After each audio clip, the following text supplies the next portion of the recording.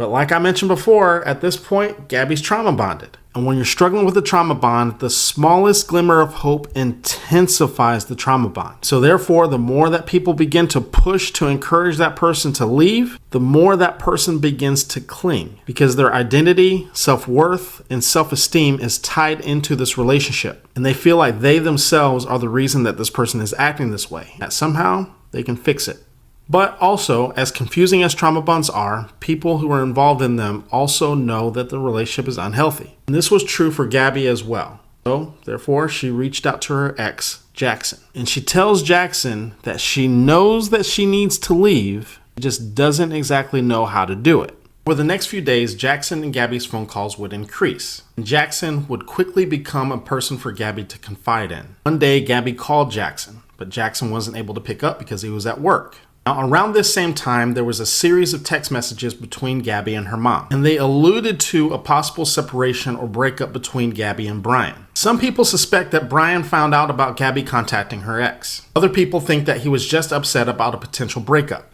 But one thing is very clear. Based on this footage of them at Whole Foods, Brian was clearly upset.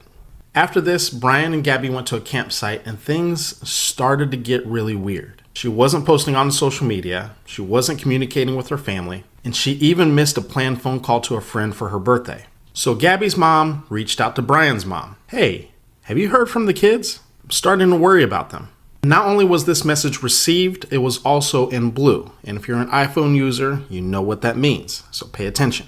After no response, Gabby's mom reached out to Brian's mom again. This time the message came back in green. She had been blocked. So Gabby's dad reaches out, and they just left him on red. They didn't even respond. Keep in mind, these two are engaged to be married. This is their daughter-in-law to be. So at this point, Gabby's family understood that there was something was up, and they called police. But here's the problem. Which police department do you call? Don't forget, Gabby's family lives in New York, but Gabby lives in Florida. But she went missing somewhere in Utah, possibly Wyoming. But eventually they figure it out and they call the Northport Police Department in Florida, and they go and question Brian's family. But when police arrived, Brian's parents refused to cooperate. And to make matters worse, not only was the van in the driveway, but Brian was home.